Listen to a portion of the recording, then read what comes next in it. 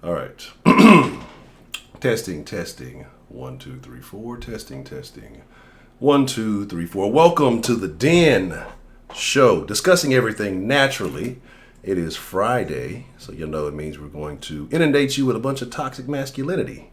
Having a good old men's den. We're going to chop it up about some things. I am your host, Ed Honcho, and I am being joined by two gentlemen that at this point you should probably be familiar with. If not, I will allow them to introduce themselves, and we're going to have us a good one this evening. Who would like to go first? That's a trill. What up, y'all? It's your boy Waz. What's good? What's good? I was gonna let the elders go first. So, No. That was the thing. Age before beauty is that's the thing. So we have a lot of discussions. If y'all know, I talk about the Discord often, and I put the link in the last video. If you hadn't got it, get on it. But we were having a conversation the other day. And we were talking about how a lot of the current systems in America impact men for the most part. We can all be honest and say that the current child support system, alimony, welfare, these things tend to benefit women significantly more than men. But we're all impacted as a country. You know, the social outcomes, the financial outcomes, whether you are paying into it or benefiting from it, there's a lot going on, right? But it seems always that the men tend to be on the suffering end. When you talk about child support, we know how that kind of goes. It's super easy. We've seen stories where men have been put on child support that never even had sex with a woman. All she had to do was put a name on a sheet, and this guy is stuck because he wasn't there to contest it. A certain amount of time goes by, and he's caught up in the system. Alimony. We see a lot of situations where one partner may thrive and do a bunch of things and become successful. The other partner says, hey, I'm tired of this. Jump ship. They take half the house. They take half of everything with them, right? And welfare, well, we generally see that more women benefit from that system than men do.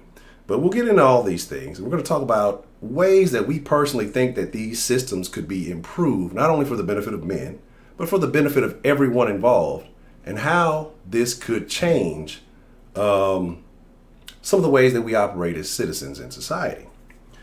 So I think the one that we got into the most that I found particularly interesting, we'll start with child support, because I think that's a real hot button issue.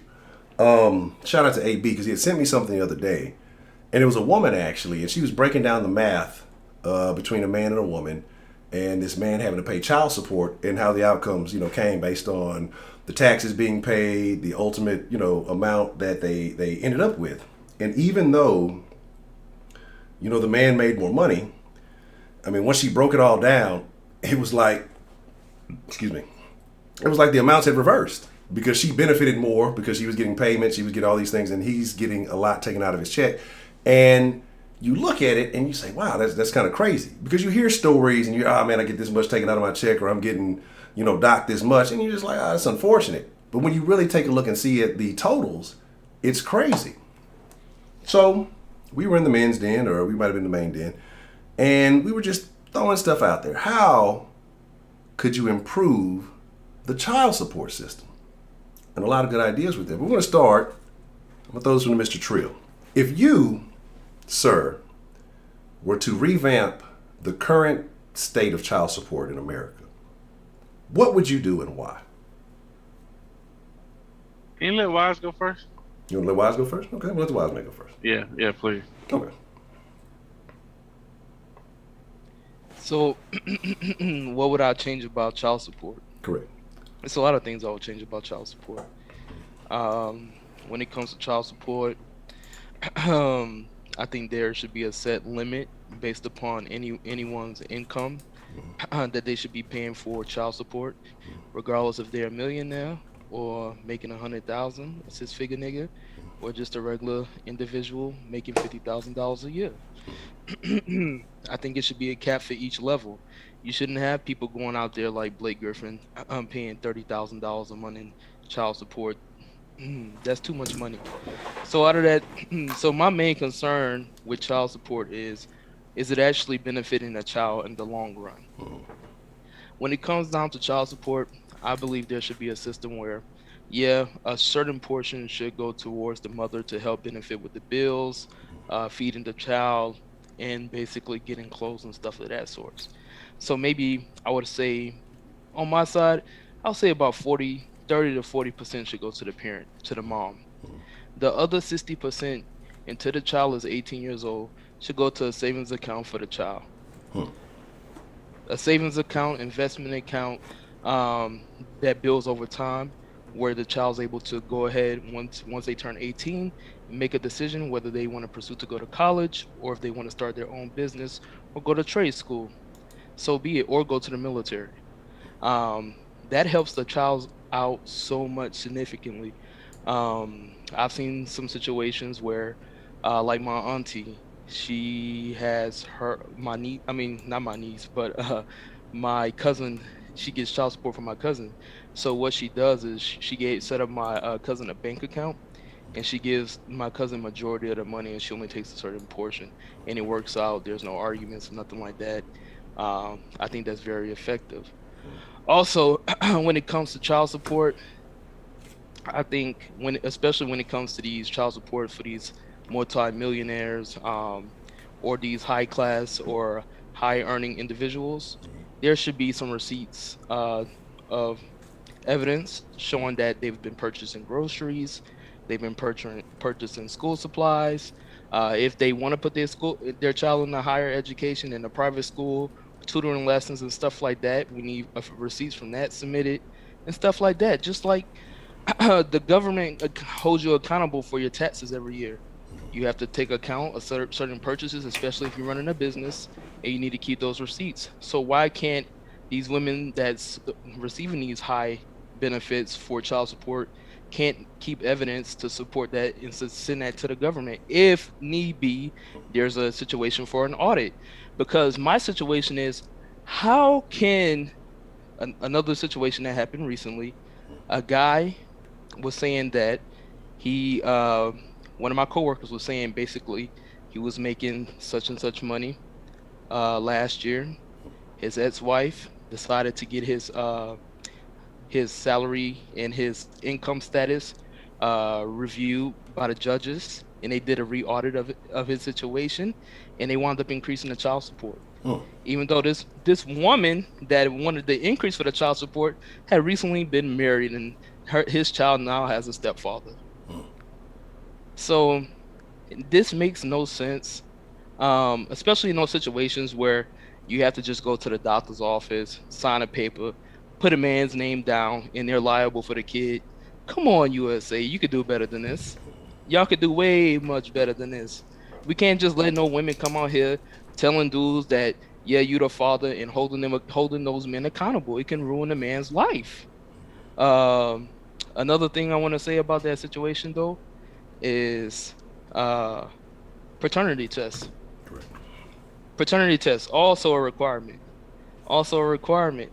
And in another situation, if you get divorced, if that's your stepchildren, you raise those kids for a couple of years, and they're not your blood children, there should still be no child support. I just don't understand the system. The system needs to be re-reviewed. The system is soft. The system gives all these. Basically, the women have all the power when it comes to custody, when it comes to the child support payments, when it comes to the court hearings and things of that sort. The judge is always going to give the women the benefit of the doubt 98% of the time. Maybe you might hear those 2% stories of the men winning here and there, but those are rare, so rare that you never even hear them. But yeah, those are some of the things that I would like to implement for child support. I'd like to see what Trill has to say and what you have to say, Honcho. Okay. Mr. Trill, thoughts? Yeah. I agree with Wise, but I think it should go a little bit further than that. I think the man should pay whatever it costs, right, to maintain the child, because that's all it is. It's maintaining. It's not raising. Whatever it costs, whatever the total cost it is to maintain the kid, cut that in half. That's what he paid. It doesn't make sense for one parent to be more responsible financially for a kid than the other. Correct. You both have the same amount of responsibility for the kid. So it should be 50-50. That's fair, right? I agree. I think so. The second thing, I think that every birth should have mandatory paternity tests. Every single one of them. All of them. Because it would cut out a lot of the nonsense that's going on in family court. A whole lot. It wouldn't be none of this, well, it wouldn't be no guys having to pay child support for kids that aren't theirs. It wouldn't be guys having to pay child support for kids from women that they've never even slept with. That's ridiculous. Correct. That makes absolutely no sense. And I look at it like this. If the mom needs benefits, she has to produce the father. Correct. She has to bring him to court. And he has to be tested. And it has to actually be him. If she cannot produce the father, the government can't help her ass. Fuck you and your baby. Straight like that. Yeah, I said it. I don't give a shit who like it. And, you know, I'm going to have to agree. But real quick, shout out to Culture. Man, good to see you, Culture. You know, I know you've been putting in work, and so glad that you back joining us. And, you know, hope all is well and hope everything's, you know, going well for you. And Miss Cartier, which picture are you speaking of? If you're talking about in the bottom of the screen, that is Mr. Professor Trill. But I agree with you. And I I guess, you know, I'm kind of on the same page. You said I think all babies should have a DNA test. It's just, why not? Why should it be an issue? You know what I mean? It alleviates all the thing. Here's the thing. Well, here's why it's an issue. Because I seen another YouTube channel. They had this discussion, and the chick was like, "Well, who's gonna pay for it? I'm not gonna pay for it out of my tax." Well, look here, ma'am. For your dumb ass. What this would do, it would be the government would be providing assistance for people who are irresponsible. Straight up. If you're responsible, you bring the father in court, you hold his ass accountable. He did it. It's just like saying, well, I know you didn't kill this person, but we still gonna lock your ass up. What kind of shit is that? No. If you don't provide this assistance to these people, we're not paying for it. We're not footing the bill for a lot of this shit, right?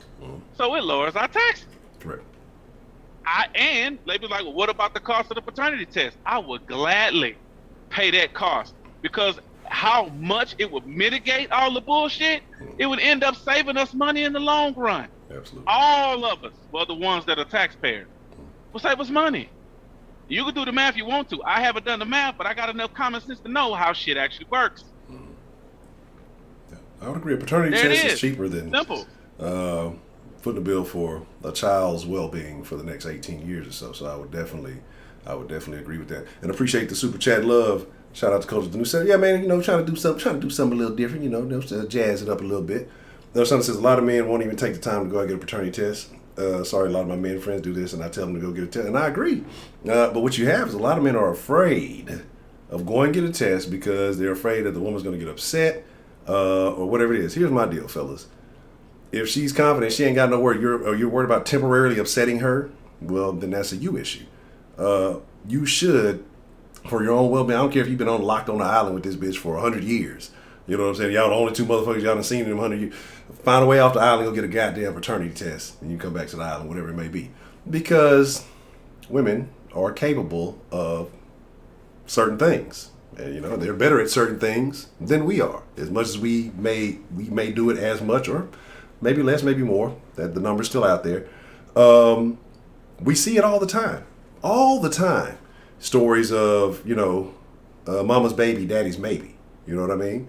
And because you have a lot of these women who don't want to mess up their happy home or the security that they get because of, you know, having a child and, you know, that he's taking care of, nurturing all these things, that these guys don't go out and do that, you know, whether you're with her or whether y'all separate, whatever it may be. But how do you handle a situation like that? How do you handle a situation where you have a married woman, you know, and she goes out and maybe there's some infidelity and it's not the father's, right? If she stays married to this man, does she still receive benefits from the other guy? How would you handle that situation? Or does she, I mean, what do you think should happen? Is that a kind of case by case situation, or, you know, what is it? What would you think? It would definitely have to it would definitely have to be a case by case situation because there's so many different circumstances that could lead to confusion and shit like that. Mm, yeah, down right there. But that's what the fucking court is for, is to show the evidence, put it out there in the open, and then try to adjudicate or decide what happened, who's at fault, and who's going to pay for it. It's pretty simple, just like we do everything else. Okay. And like I say, I concur. I agree. I mean, I think that's the simplest method. And again, you got to put pride aside, because if we're trying to do something for the benefit of everybody, what you got to do, Mr. Wise? Not to cut you off, I do have another scenario. For those women where the men ask for the woman to get an abortion, to take a Plan B, and those men keep documentation, and then the woman still goes on to have that child and requests child support, in that situation, it should be null and void. That's all I have to say. Okay. I see. Actually, that brings me to a point that what Trill was saying is that. Agreed, Wise. Agreed. Where you're saying that no one parent should have to pay the majority of the cost, right? And in a lot of these situations, what happens is the parent that's paying the majority of the cost has the least amount of say so in the child's life, and that doesn't make any fucking sense, And that's definitely something that should be rectified. And don't get enough contact with the child either. And that's that's what leads up to situations like the video I did earlier. People getting upset about things because certain parties feel like they have more say so because they carry the child or whatever. But when it comes down to the finances, you automatically, want half. Hey, Miss Shonda, hey, you know what? I wish I could have said I wore rubber every time, but if I said that, then you know that I'd be lying. You know that I'd be lying. Mm-hmm. And I've been fucking pussy since the 10 to age of 9. But anyway, that's a whole other song. Anyway. Try to stay a little bit. Hold up. Appreciate the love, Mr. Culture. And shout out to everybody. I did some whole ass shit. I ain't shout everybody out when we got this thing jumping. I was running late. Shout out to D the Gamma. Shout out to Nail by Nancy Infinity. K Grace. Lovely Miss K Grace. Mr. Culture. Broderick Brooks. I've been getting my ass whooped in Madden all day. Dakota. Yes, I am a terrible person. And I'll accept that. Shout out to John from New York. Shout out to lovely Miss Cartier White. Shout out to Wink, aka Third Coast Sports TV. And let me see if I miss you. I ain't dish you. And and of course the lovely Miss Shonda. So let me make sure I get in. But so that's kind of the situation with child support. And children, I know for some people are a sensitive topic. They get treated like property a lot of times. And I agree with what Wise said also. Is because there should be no reason that a lot of these kids, and if they are having support and all these things, are not seeing any of this money. Especially like the case like you talk about Blake Griffin, $30,000 a month, that's egregious. There should be a cap. I don't care, what it is, because there are women who go out there and the niggas are dumb by not strapping up, by not using protection, thinking that the chick is going to take the Plan B. Someone was sharing a story with us the other day about a guy taking a woman to Plan B and leaving and just assuming that she took it.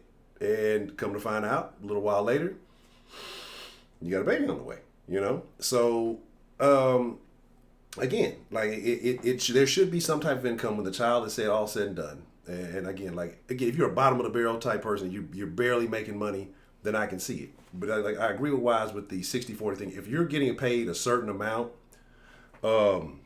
that covers well beyond the child care expenses, there should be an account, whatever it may be, set to the side for that child when they turn 18 to do whatever the fuck they want to do. You know what I'm saying? Let's actually do the math, because I actually found the exact figure. Okay. It's $32,000 a month. $32,000 times 12 is $384,000 a year. By the time that kid is 18 years old, that is $6.912 million. The mom Jesus only does, Christ. yeah, just to have a kid. The kid should be, when he turns 18 or she turns 18, should at least have $6 million. And from what I'm thinking. Yeah. But in reality, the kid is only gonna have like 50,000. Yeah, you might have $32 when it's all said and done. But mama gonna have them Gucci's and them red bottoms and them Louis bags. You know what I'm saying? And that's what kills me. Because that encourages this behavior. But it really is the man's fault for putting himself in that situation. Like I will give it, because as a matter of fact, doesn't Blake Griffin share the same baby mama with someone else? Like there's like another athlete I think is also like has a child with. Anyway, but yeah, so she's gonna get a bag, and you know she's gonna be out here studying. And there's gonna be women who are thinking, well, if I'm gonna have a kid anyway, I might as well get a check for it. I might as well be paid handsomely for giving birth to somebody's kid. And then these kids often get neglected, mistreated. We've seen the situation that happened with Adrian Peterson's kid a few years back. You know what I'm saying? She brings some new nigga around and he ends up killing the child. You know, we see these stories time and time again. So, yeah, I think that, like you said, 50% of the cost should have 50% of the say-so, and that should be it down the middle. But let's kind of move on to something a little bit different. Let's say there may or may not be children involved, but we're talking about property. We're talking about people who have actually gotten married, right? And actually, let me go back. I'm sorry. Let me go back because I did have some specific thoughts on this. I think there should be a much stricter application to child support. I think that you should be married. If you do not get married, then you do not get child support. That's my personal perspective. I think if you change that and you alter the rulings that way, you're going to change a lot of the derelict behavior that we see.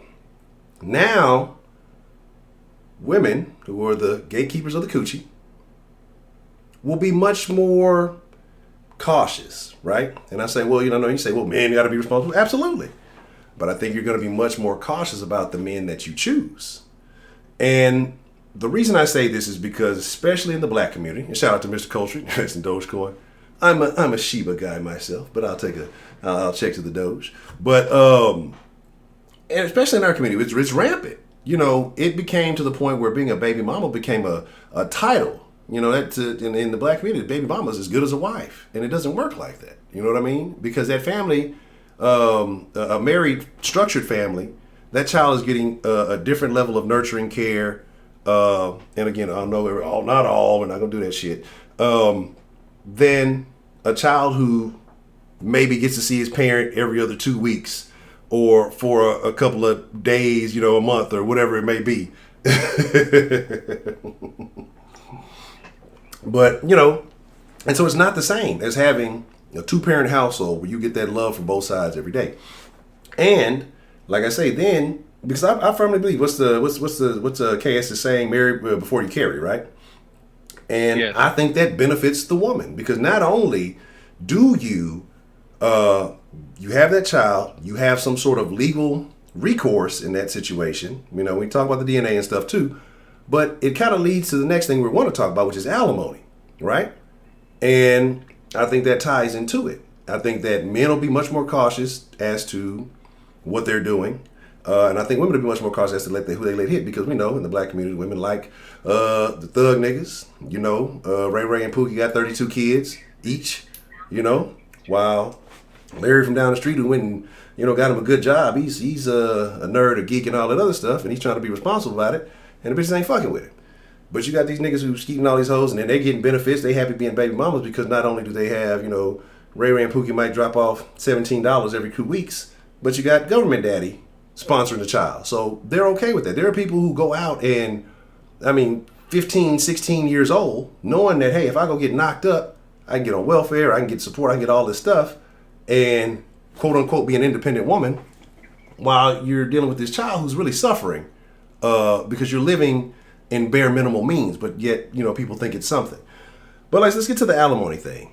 And we know the marriage numbers and we've gotten all that stuff. Do you feel like alimony should be a thing, or is there a way that you think that it should be restructured, so that both parties either benefit better or that, it's fair to both sides?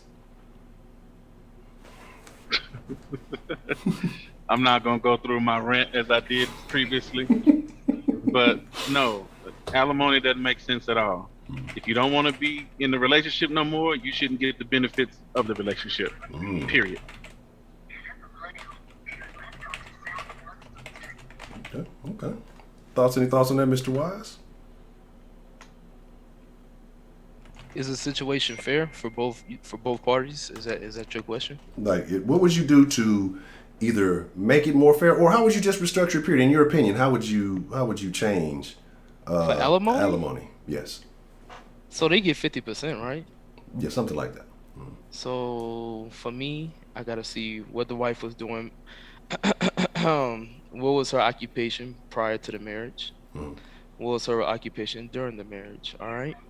If she wasn't doing nothing prior to the marriage, if she didn't come with no degrees, if she didn't come with no great paying job, um, and she was just working at the corner store, she was just working at the grocery store, just working 20 hours here, 20 hours there, and then she became a housewife. Uh, what kind of lifestyle is she really living? Is she technically? I would say she was living a better lifestyle being married than she was prior to marriage. So in that case, okay, yeah, there's a little bit old. But in that case, I think the wife should only get maybe like 10%, 5% instead of 50%. Yeah. Because she really didn't bring anything into the marriage, especially if the husband is making 150 or $200,000 a year and supporting the entire family. But like we said earlier, that would tie into child support too. So if they do have kids and the woman has um, custody of the kids, in that case, or she has full-time custody of the kids, in that case, then I'll probably bump that number up to about 30%. Um, Now, when it comes to women that actually had a good lifestyle before the marriage, that's still working while they're in the marriage, they making the same as the man, or they making a little bit less than the man, but they're still going to work every day. They still coming on and being a wife, still raising the kids and stuff of that sort. I believe those women do deserve 50%. I do believe those women deserve 50%, especially because they're still working, bringing in a steady income into the household. They was able to contribute as well, and they brought something to the table other than a typical household wife that just sits there, cooks, clean. And you know those women these days. And I'm not nothing on housewives. Housewives could be great. They can homeschool your kids and stuff like that. So that is greatly beneficial. So nothing against housewives. But here's my huge problem with housewives. You got those housewives, let's just say they are spoiled housewives. They got nannies taking Mm, care of the kids. They got personal chefs cooking the meals. mm. They got people doing running the errands and going to shop. So what are you really doing besides just being a trophy wife? Are you just giving up the pussy? Excuse my language, you two. I'm just giving a straight and honest statement real fast, but like, what is she there for? She didn't bring anything to the table. She didn't bring any money. She didn't raise the kids. Um she didn't bring have you that home cooked meal when you got home. All of your money is contributing to your own success. So in that case, I think alimony is unfair. Also, I do have situations where I know people that's going through these situations, and um one of the females that I was talking to, her stepdad was basically paying alimony to his ex-wife. The ex-wife was in a situation where she never did anything. She actually became a drug addict. The older daughter was a addict as well. Moved to New Jersey and stuff. But her stepdad was making like 400,000 a year in the military, and he was like some special ops, some crazy stuff. But this man sends his ex-wife $5,000 a month in alimony, and both of the kids are graduated from college and everything already, out of college and all of that stuff, and he's still sending her $5,000 a month, Good grief. paying her bills. She's not doing anything. She doesn't have a job. She's doing drugs. What is the point of alimony? It's basically just, a here's the government taking a percentage of my paycheck and saying I owe it to this person just because I signed the document that I agreed to marry this person. So it is a huge problem. It does need to be re evaluated and broken down. There should be better requirements. And also, like I said, when it comes to alimony, same thing with child support. Submit the receipts. Are you paying your rent? Are you actually trying to live that same lifestyle that you was living while you was in that marriage? Um, are you still going out to eat? Are you still doing? I mean, have you? And alimony should run out after 1 year. That should be the max alimony of 2 years, unless there's kids involved. Like I said, that should be it. That should be it. Yeah. Like, really, why should it keep going on? Why should it be continuous? After that year, after 6 months, once they're able to get on their feet and get a fucking job like every other normal human being in this country, or go start a business, go do something. Don't sit at home and try to collect a free check. That is the problem with people in America today. Everybody wants shit handed out to them. I agree. Shout out to Strong again, Rand. Excuse me, and shout out to Mr. Coachman. I appreciate the love. What'd you say there? Got a question, Wise. Okay. Sir. Yo. Yeah, true. I'm sure you might be in a bad spot. I'm not hearing you. Yeah. But shout out to Michael Shomer, said me and my girl Kristen, and shout out to Miss Kristen. Enjoy watching the show. We appreciate your critical thinking. Thank you, sir. I appreciate you watching, and the gentleman on the panel appreciate you watching. And shout out to Strong Grace, and I bet Consuela or Minana the maid would appreciate that alimony child support more than some of these desperate housewives. Absolutely. Excuse me, got a little bit of cough there. But here's the thing, man, and I agree with Wise. Like, I can see it if the kids are there, by all means. I can see it if there's a time stamp on it. Hey, you got a year, maybe 2 at the most, depending on what's going on. Get your shit together. But there is no reason that someone should continue to pay for someone else's lifestyle and they receive no benefit. And I'm hoping Trill's audio gets right, because I don't even know if you remember. If y'all some real triple OG den folk, some of y'all remember the first call that Trill had.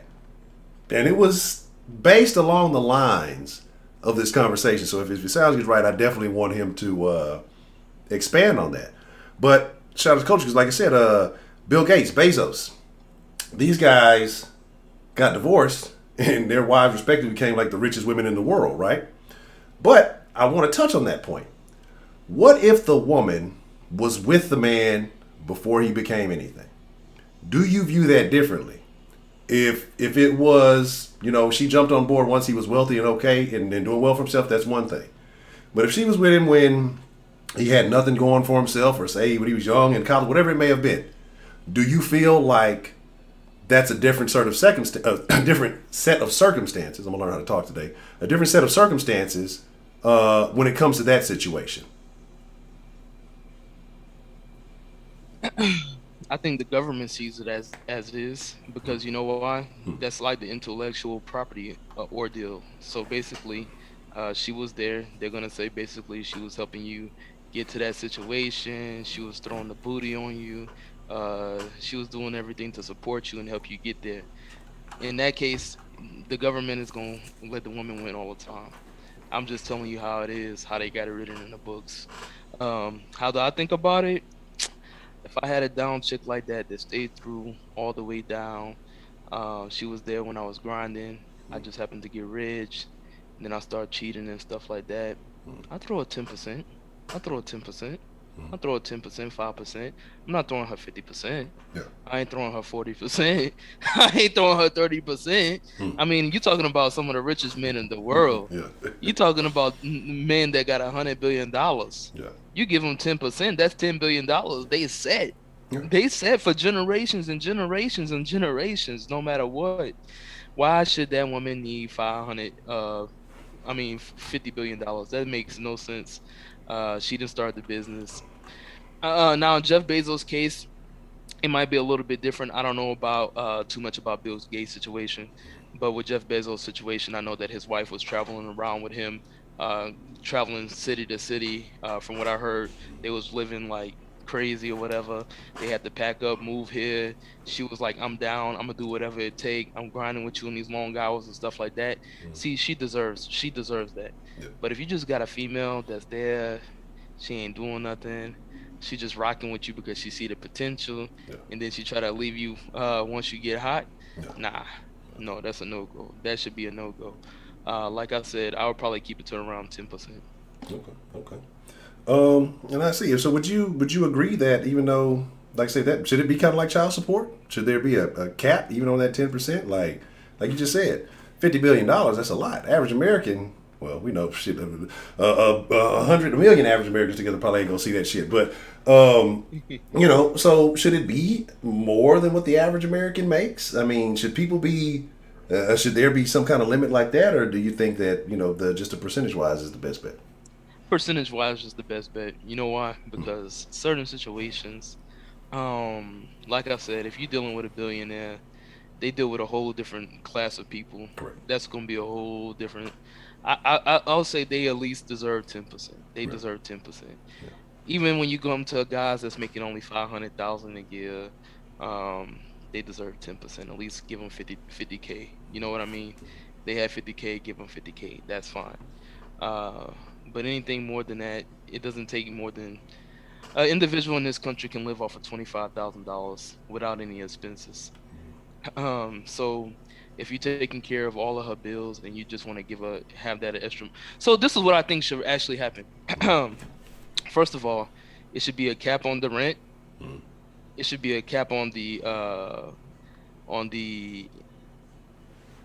entertainment, leisure expenses.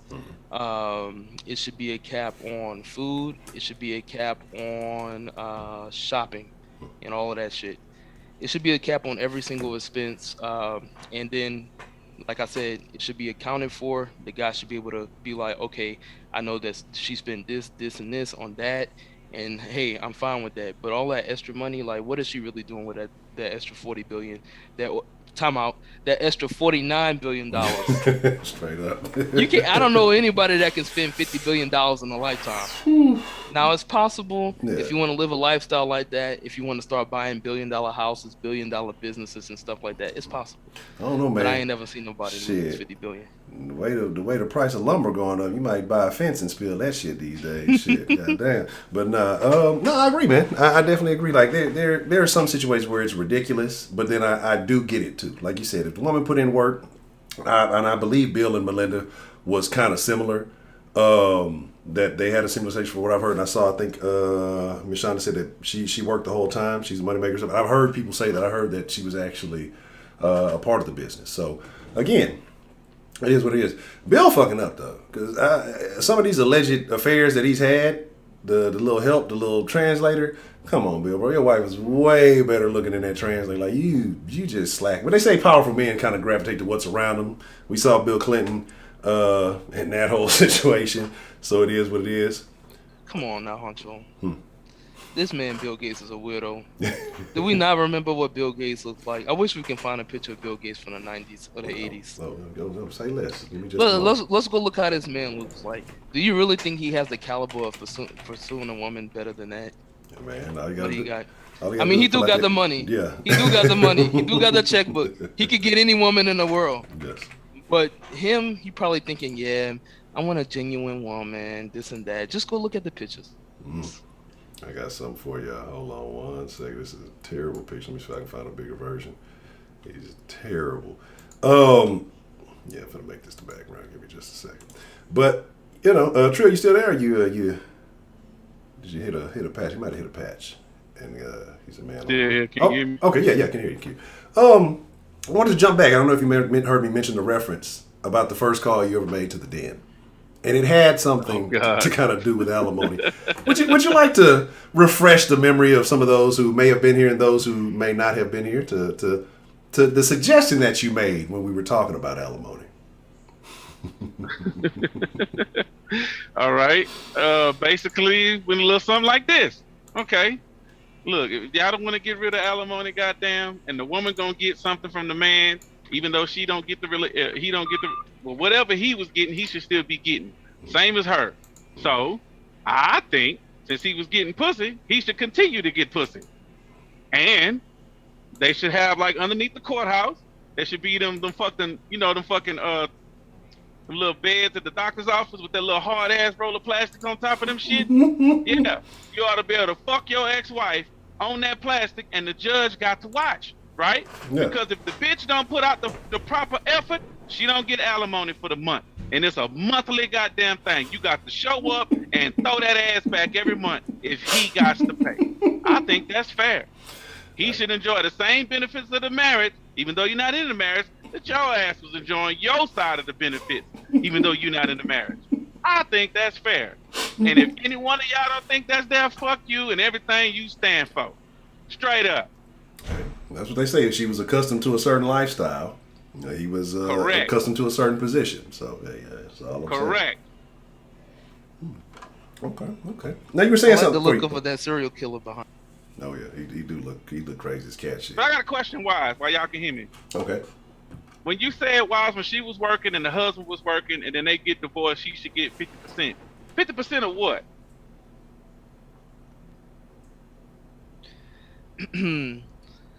Wait, I'm talking when I was implying that though, I was implying like if she's working at the same level, making the same Yes. type of money. Correct. She should get 50% of what? down the middle, everything. She already has 50%. She putting in half the money. When she leaves, she's still working, right? Yeah, so she should just get So half she of don't what get shit. she No, should get what she don't get shit. Well, yeah, if you put it in that way, yeah, I guess. But You divide the assets down the middle. There you go. Yeah. But you know, okay, maybe that's what you mean. 50% of the assets. Is that what you mean? Yeah, but you know us, Okay. man. We be having Okay. some accounts off back when the women don't know Okay. about it and shit like that. Yeah. All right. That's what I I meant. get that. Okay, that's cool. Man, I just seen something too about a wife trying to get divorced and she believes her husband has hidden cryptocurrency. And she was asking how can she go about finding out if he does. Well, that's crazy. But it is what it is. Miss Cartier, shout out to Miss Cartier White. I don't think I think you said that earlier. You don't like kids. So you were like, nobody wants to be dealing with bothering some children. What do you say? It's really not about child support. The real tea is nobody wants to bother with manipulating, demanding. Children are manipulating? Really? Yeah, they can be. They can be very manipulating. Once they learn the way, I see it all the time. Kids can be very manipulated, especially if they go in between parents to try to get their way. They learn that shit early. So I definitely agree with that. All right, so let's kind of get on the last thing, and then we're going to open up the conversation for anybody who wants to jump in and join in. Not kidding about Dogecoin. Yeah, it dropped down. I do need to get some more honesty, though, because I know it dropped quite a bit, and I think things are going to definitely bounce back here pretty soon. And, remind me, I keep fucking forgetting we're supposed to make the crypto room in the Discord so we can, for crypto chat, because we definitely been having a lot of more interesting conversations. If you guys are not in the Discord, like, I'm not just saying this because it's the Den Discord, like, and I want to shout out to everybody who's in there because we've had some great conversations. There's always life improving information going on. I mean, there's just so much happening in there that it's about to becoming an entity all of its own. And so if you're not in there, we just invite you to come in, be a part of the conversation. We have Den Talk all day long, chap it up with the Den folk directly. Even those who are scared to call in, they definitely slide into the Discord. And we're going to be in there tonight, meet and greet immediately after the stream. If you're in the meet and greet room, you have to get on camera. That's the rules. And kind of at this point, I said if you ain't in there, if you ain't hit me up by the end of the stream, then I'm not going to add the roles. So you might be fuck out of luck. I'll see how I feel after the stream. This is a very nice little solo cup or whatever it is. Is it solo? No, it's some other shit. I don't know. It's a little red cup. You know what's going down. Anyway, yes, enter the Discord at your own risk. I cannot save you. So let's talk about the last thing. Welfare, man. Because welfare is very interesting. We've heard the saying, I don't need you, let welfare feed you. And there's a lot of people who depend on it as if it's a life support system. Welfare was intended to be a bridge, to get from one point, hey, you're down bad, you made it take a lump in life, to get you back on your feet, to you're, able to sustain again. But you have a lot of people who utilize the welfare system, who scam the welfare system, and, reap its benefits. We'll use that word instead. And live on it. And they raise their children. Their children become accustomed to it. And they just feel like, oh, this is what it is. The government was not here to ever take care of you. And I hate what it's become now, in your health, your personal lives, and all this other stuff. But it's here now. And we're not going to get into the nuances of that. But what do you feel about the welfare system? Like, what could be done to change this? Because ultimately, all these things we're talking about, in some form or fashion, is costing taxpayers, whether it be directly or indirectly. And if we could resolve a lot of these issues to where we're either building stronger foundations in families, even though you have people out there who are trying to abolish the nuclear family, which I don't think makes any sense. You have people out there actively advocating for women to become single mothers, which we've seen the fallout from that. I don't think that makes sense. But anyway, welfare. How should the welfare system work? Should there be a time limit on it? Should it be renewed every time somebody has kids? I know it's like, I think people get up to like 5 years old or something like that. I think the WIC benefits or something like that. Somebody let me know if you know a little bit more. And also let me know if you got some food stamps for sale allegedly, but we'll talk about that another time. Anyway, how do you think that works? How do you think that should be handled when it comes to welfare? Is it necessary? Is it a lifeline for a lot of people? Or is it getting abused? And what would you do to fix it? Number one way to fight the welfare system, drug tests. Monthly drug tests. You must submit a drug test to receive your payment. In order to receive your benefits for that month, you must submit your drug test, and you must show that you at least worked 25 hours per week. I would say at least 25 hours per week, especially if you're raising kids and stuff like that. I know some people are fucking lazy in this country and they think 40 hours is too much. So I'll give them at least 25 hours. That's 100 hours a month. In some cases, if we have 5 weeks, then that's 125 hours. If you can't meet those standards, you can't deserve no welfare. It's as simple as that. I do think the welfare system is getting abused. You got these people staying in low-income apartments, taking advantage of the situations. When you get all of those people in those same low-income apartments, what happens in those apartments? You see thievery, you see shootings, you see drug violence, you see gang violence. You see nothing good coming out of those situations ever, really. Every now and then you have an NBA player, you have an NFL player, you might even have a U.S. doctor, maybe, but it's never been good. I mean, I think welfare should have a limit, maybe 2 years, maybe 3 years max. It really even shouldn't be that long. If you wanted me to be fucking direct with you, welfare should only last 6 months. If you can't get on your fucking feet in 6 months, that's a fucking shame. Unless you're a single mother taking care of 3 kids or 2 kids. If you can't get on your foot by 6 months, then you need to fucking figure it out and fucking grind. It's as simple as that. That's all what this country foundation was built on. Putting your nose down, going and put a fucking helmet on and go fucking work, make your money, go grind, provide for your family. I don't know why we got to the point where people act like they're too lazy to work. They don't want to get off their ass. They want everything handed to them. Like, no. I've seen personal people, that would rather take a less paying job so that they can keep getting these welfare benefits so the lifestyle could be easy for them, taking advantage of these welfare apartments, getting that free lunch for the kids at school. But hey, the same person is out traveling, going to Miami's, going to Vegas, going to Barbados and shit like that, wearing Gucci and Louis. It just doesn't make any sense. So that's all I want to leave it at when it comes to welfare. No, I agree. See, motherfucking in these low-income apartments or areas or whatever they may be, you be seeing Benzes, you be seeing Hellcats, you be seeing motherfuckers riding BMW, you see motherfuckers ride, everybody got rim light. And I'm wondering, if this is low income, why are there so many fancy vehicles here? Why is everybody dressing so nice? All this designer. After all of this, you're doing so bad, but you see the nicest clothes, the nicest material things, right? But like you said, the crime rates are out of control. You might get you a Ben Carson every now and then, get you a brain surgeon that pop up out of there, but then they do good. What do? They get up out of there. Then motherfuckers be mad at them. They left the hood, they ain't, this, that, and the third. But I agree.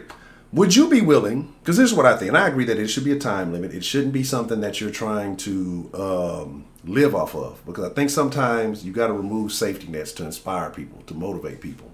We see right now that there's I don't want to say an unemployment pandemic, it's an underemployment pandemic. Everywhere you go, you see hiring for this, that, and the third, from every fast food restaurant. I see little mom and pop shops, things like that. But you got people who are getting paid more in unemployment benefits now than they would going to work at these places. So now you're starting to see the businesses, up the ante. Well, people are like, oh, well, you know, it's still not enough, this, that, and that. Well, guess what? That unemployment check is going to lose value when the prices go up on these places because you have to pay more to people, or, you know, the food costs are going to go up. Everything else, the inflation in every aspect of society almost right now. And so it's an issue. It's very unfortunate. But would you be willing, if someone was, say, on welfare, let's say a single mom, right? And a lot of times these people end up getting kind of jobs that aren't necessarily careers. Would you be willing to entertain, including the drug tests, including the work, but yet if it was a person who was going to school in pursuit of a career, would you be willing to entertain extending that amount of time as long as they're able to prove that they're doing all these things, as well as passing in their classes and advancing towards their career? So it's a point where, and this is why I say this, is because now you're working towards a point where you never have to come back into this situation, you know, because you can go get a real career, something that's sustainable, as opposed to, you know, something that's here, and again at Mickey D's, whatever automations coming, you know, we can get into all that, but a real career where you can sustain, and then you have a level of confidence and pride in your job. Because people who tend to have careers have more pride in their work. They're more likely to go to work because they enjoy what they do, well, or whatever it may be.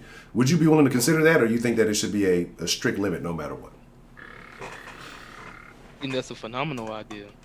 I mean, as long as they're pursuing, if they want to go pick up a trade, want to become a plumber, want to become an electrician, if they want to go to college, if they want to go get a degree, if it's a female that she want to go to school and be an X-ray technician, something simple like that, or a pharmacy tech, or if you got, let's say if you just got a person that's out there starting their own business or something like that, and they're just starting off like, let's not say a big business, but like somebody that's starting off with like a landscaping business and stuff like that. They got to submit their certain things, and then once they get on the ground going, then they should be able to have those benefits. But I also do say one thing about these benefits as well. Background checks. Yes. Extensive background checks. And it doesn't, I mean, everybody makes mistakes and stuff like that. But if you're a rapist, if you're a murderer, you shouldn't get no benefits. I don't know if they get benefits. If they are getting benefits, they don't deserve benefits. They pieces of shits in my book. But yeah, that's how I feel about it. I agree everything what you said about that. I like to see what Trill had to say about it though, because he's been over there quiet. Yeah, Mr. Trill, you with us? Yes, yes. Thoughts, sir? First, I vehemently disagree with all of the shit, but what y'all said makes sense. I look at it like this. I really don't give a shit about able-bodied people. I really don't. I think we should focus more on people who served in the military, our elderly, and people with disabilities. I think those are the people that we should focus on helping out. The rest of you able-bodied motherfuckers that can get up off your ass and go get you a job and make some fucking money on your own, you be left to do it. And if you don't want to do it, you want to be lazy, you for the fucking streets. But if you're trying to do something, I can see that too. But that would be somebody that you would have to talk to and have this discussion with, right? If you go into school, you're going to need to maintain some sort of GPA. Yes. Number two, you can't get pregnant or have no goddamn kids. As soon as you have a kid, you completely disqualified because we're doing something for you that we don't have to do. Correct. But you need to prove to us that you're responsible enough to accept this gift that you're getting. You don't just get it just because you're a fucking citizen. No, you have to show something. You have to actually do something and prove that you're fucking worthy. If you ain't worthy, you for the goddamn streets. I don't care. Okay. I see that. I definitely. Yeah. I mean, it should be a standard on everything. And, you know, if you are being gifted something, then you have to show a level of appreciation and responsibility. I 100% agree with that. Because it's bullshit how you got these fucking welfare queens and kings, who the fuck, they're out there living it all up, and we got fucking former military people living on the goddamn street. We got old people can't even afford the fucking medicine. That's bullshit. When these motherfuckers are perfectly capable of getting a goddamn job, and these people got problems and issues. No. Fuck no. I'm glad Trill brought that up, because those are the people that deserve welfare benefits. Priority. Veterans, I don't want to see none of them on the streets begging for no none. and elderly people, But I don't. especially elderly people when they paying Social Security Yeah. significantly low. I know before my grandfather passed away, my grandma was only getting like $600 and something a month for Social Security. How she's supposed to live on that? But once he passed away, like all of that went over to her, so now she gets both of them combined. But still, prior to that, how is a person supposed to live on $700 a month? Like, come on, man, we got to do better than that.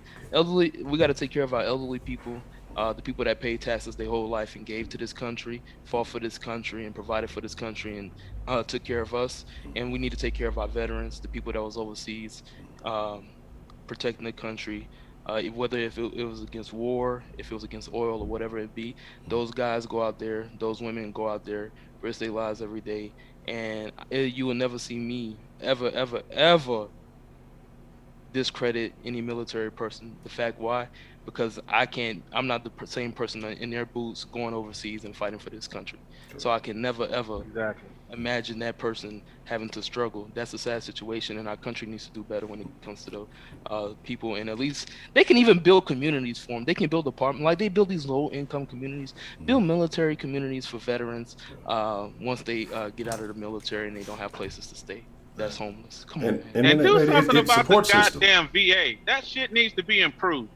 I know too many goddamn veterans always complaining about the VA because they can't get what the fuck they need. They can't see nobody when they need to be seen. That's fucking bullshit.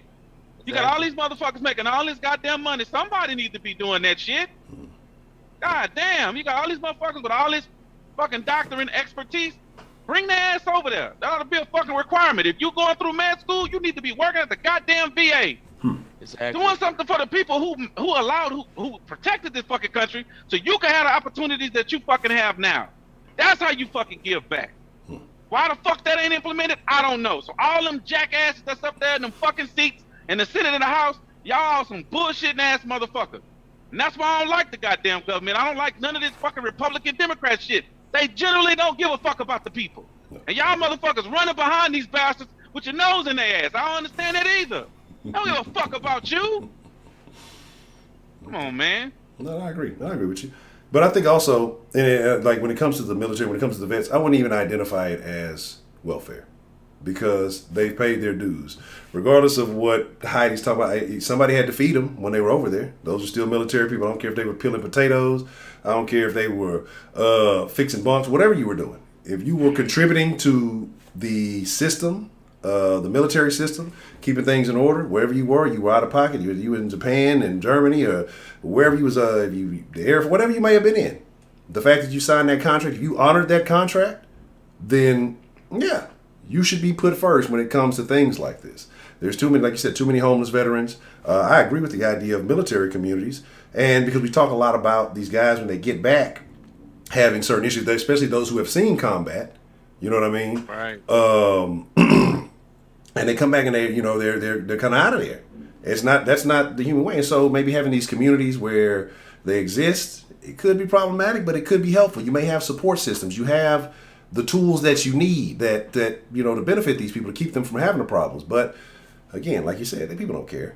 It's all about the lobbyists. It's all about what handouts they're getting directly in their pocket. It's all about determining what color you are, whether or not you can interview me or not. This is the shit that's important to the government, not the people who keep those people in positions of power safe, not the people who are actually out there fighting overseas to keep us all happy here in our little boxes and protected so that the war isn't on our land. I agree with that. Okay.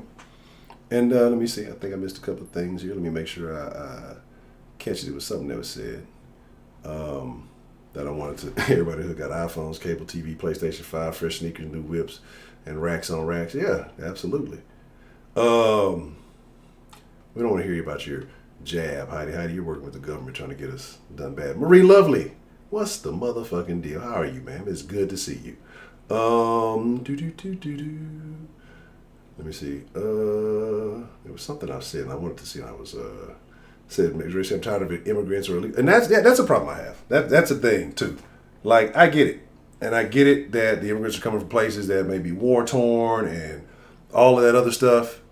I don't understand how you can prioritize people like that over the people who are already here suffering and dealing with stuff. It just makes it worse on the people who are already here. That is a problem. Oh, what Absolutely. happened? What happened, Miss Marie? Oh, I understand. Oh, I understand. I've been there. Hopefully, he ain't got too long to be in there. You know what I'm saying? USA should be charged for security. We'll get into that. Okay. So, child support, alimony, welfare. These are things that we discussed. What I'm gonna do right now is I'm going to, if I got the right one, I'm gonna post this link. Which one are we in? This one? All right. Yeah, this is the one. I'm going to post this link. So if you want to join in, if you want to share your thoughts, you want to be a part of the conversation, I'm not going to do the phone number. We're just going to do it this way because all that other stuff it's too much shit going on. We'll do that. And again, immediately after the stream, we will be in the Discord, in the meet and greet room, chopping it up on the video chat. So make sure if you are not, if you don't have that role, you don't have that position, holler at me. Before the stream is over with, I'll take care of that for you. But I haven't seen your face, you're not getting in. So you're going to have to verify. Because if you get in there and you ain't going to get on camera, we're going to fight. So there's the link. If you want to be a part of it, make sure you hit that, chop it up, share your thoughts with us. Anybody's welcome to jump in and chop it up. So ultimately, we're saying that overall, maybe individuals need to be more responsible with the decisions that they. When I'm looking at all three of these things, we have somebody who has entered the waiting room. Hopefully, he is tall enough to get on camera with us. Who do we have joining us? Honcho, you ain't shit. I am not shit, and I embrace it. What's the motherfucker? Who we got joining us? Let's see. We got two gentlemen joining us, actually. Make sure I got it all lined up properly so we make it look good. All right, there we go. All right. Let's actually talk to the first. I don't want to talk to the little short nigga with the dreads. We'll talk to him in a minute. I want to talk to the gentleman who's actually been in the military, who's seen a lot of these things, and can have this discussion. How do you feel about the last thing that was kind of spoke on, Dan? We were speaking more about, military members and how they're treated kind of when they get home. Like, you have any personal thoughts on that? Oh, first off, look, shout out to Trill and Wise and you, Honcho. Thank y'all for saying that. Can you hear me? Yes, sir. I really appreciate y'all saying that because I spent a bit of time at a Navy hospital, obviously, recovering from some things. And I've seen some shit there. I've seen people missing an eyeball, arm. I saw like an 18-year-old girl missing her leg, a Marine. Something exploded. I didn't ask her what the fuck happened. It was just sad. Like, this is a fucking 18-year-old girl. She's missing her fucking leg. That shit's sad, man. And the hospitals ran like shit in some aspects. I don't even want to go into details on that fucking shit. I just like, give me fit for full duty so I can go the fuck home. And that's what I did. Went back to Virginia and down in California. Like the tacos, but y'all had the rest of this homeless shit. And half them homeless were veterans. But it's really sad that people are focusing more on. Look, I understand like helping immigrants who legally immigrated here. That's perfectly understandable. That's the quote unquote American dream. But some of this other shit, it's diverting from resources because they're printing money like it's going out of style, which eventually will be if they keep their shit up. And that's not smart. But they don't care because they're not gonna suffer. These elite upper class people, they're not gonna suffer. So I don't know, man. I don't know. I just think like military is just there to be used as a tool, and that includes everyone that's been in it, including myself. I've been used as a tool quite a bit in various aspects. So you try to get used to it after a while. And I don't know. I know the previous administration was focusing on reform to be as Ms. Briggs mentioned in the chat, but this administration, we'll see. And I want to use this moment to point at everybody in here who, when Dan first called, tried to argue me down. Tried to argue me down. That Dan, he's a white guy and he's coming here talking about black stuff. You have your proof now, and there's nothing else to say about that. I told y'all, y'all thought he's a white guy and he's trolling. I knew Dan was black from the jump. So shout out to Dan. There's a little nigga next to you. You ain't no man, I shit. knew that shit because Dan mentioned having an afro. Nobody paid attention when he said it because he mentioned it was kind of slight and passing. And that's not something the average white person say that, I had an afro in college. Like, you fucking Bob Ross or some shit. You know what I'm saying? Like, get out of here. Now there's a little well, it's kind of right there. There's a little Negro next to you, down in that corner, Mr. Dan. Little guy there. You know? Look, I'm short too, man. Why you talking about us like that? No, we ain't bro? gonna acknowledge you being short. We just gonna aim at him. We gonna ignore that. You know, we just picking on that because he always talking shit. Goddamn. But Mr. Dakota, you know your thoughts. You say so because I know you're a gentleman who's had to deal with some things in some of these departments which you spoke on. What would you like to chime in, sir? Well, first, unmute yourself. I know it's a long reach to the button. You know, you got short arms. You know, just reach out there. There you go. There we go. All right. So you can hear me? Yes, sir. Yeah. All right. So my whole thing is the child support, and it's fucked up how some of these women get money to basically do nothing with the child. I watched a woman extort a man. The man said, I want to spend an hour with my daughter. How much is that going to cost me? She said, oh, that's going to run you $300. Gave her $300. 45 minutes later came and picked up her daughter and then said, if you want to spend another hour with her, that's going to run you another $200. And that shit broke my heart because the little girl you could see she was distraught by going back with her mother. Mm-hmm. But even in my case, and I'm being straight up, a certain individual that has my children got about 14 G's this past stimulus check. Bought a $200 rug and didn't buy my children shit. What do you need a $200 rug for?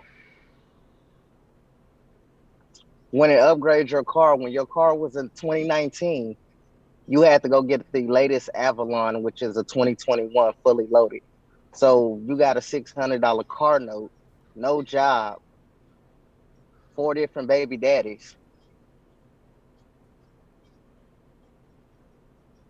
But you got all this money from my children to do nothing. And for those who don't know, I take the oldest two are mine, the younger two are not. But I take care of all of them because that's just who I am.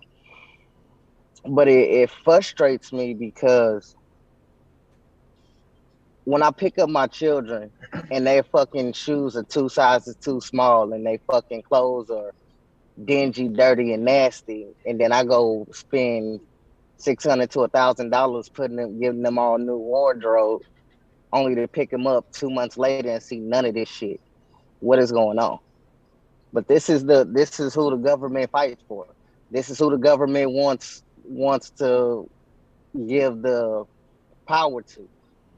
Not the parent that wants the best for their children. She kept my daughter out of a magnet school because she literally said this shit.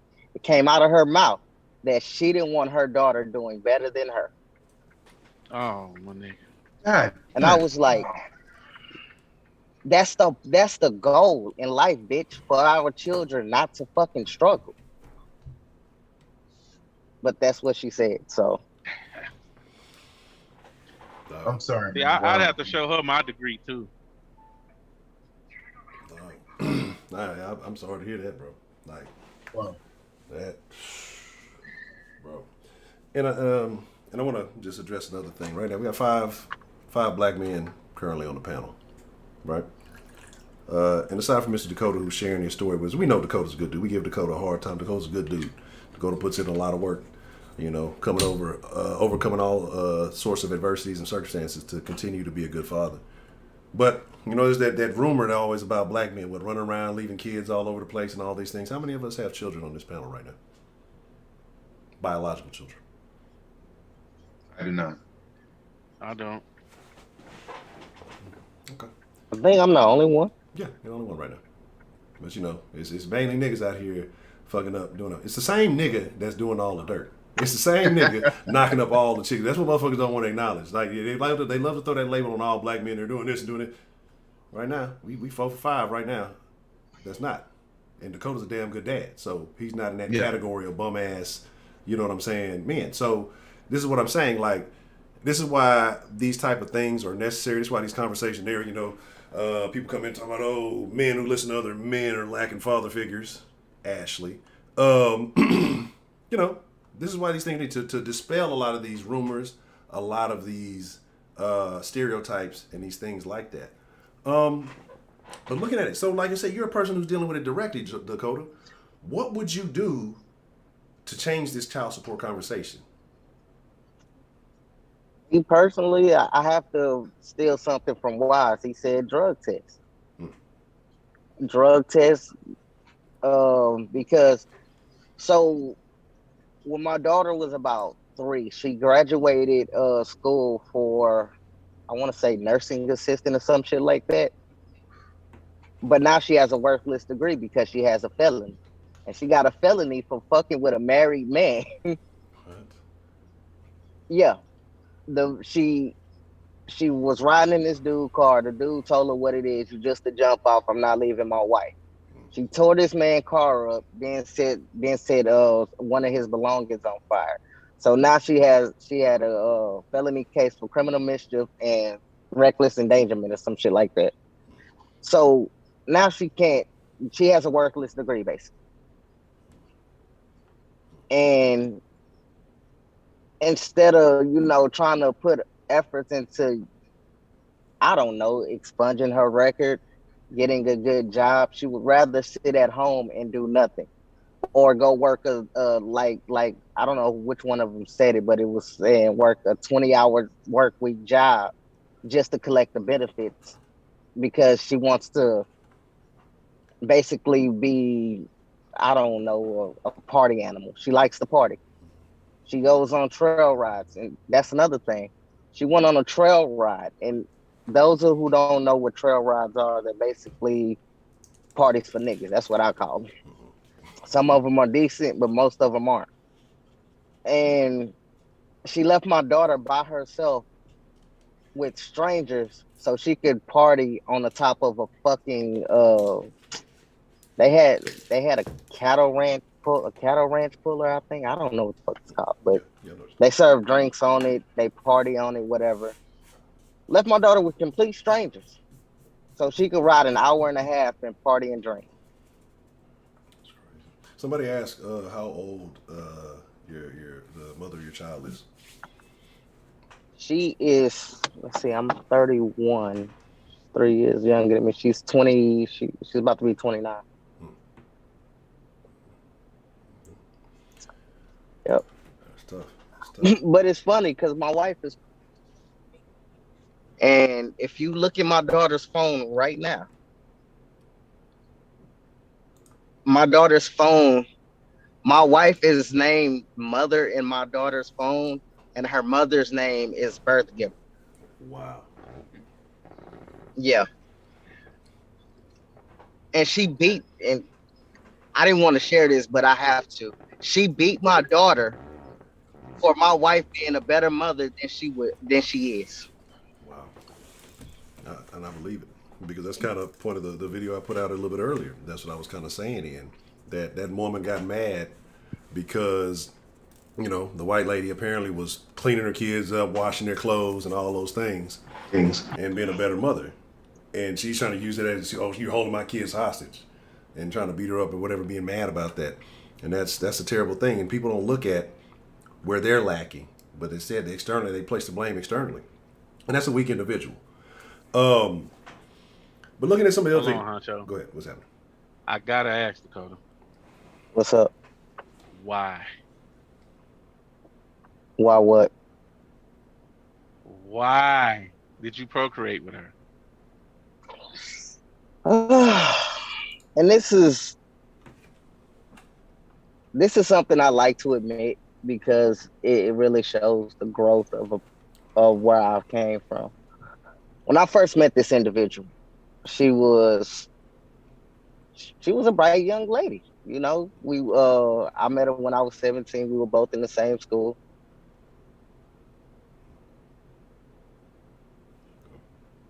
My bad, I got a phone call. Can y'all hear me? Yes. Yeah. Yeah. And when I met her, she used to disappear for weeks at a time. I didn't know why until about 2 years into us dating. Then stop calling me shit. You better answer that phone call, boy. You know what's gonna happen if you don't. But yeah, 2 weeks into us dating, 2 years into us dating, I learned that she had a mental illness. She was bipolar. All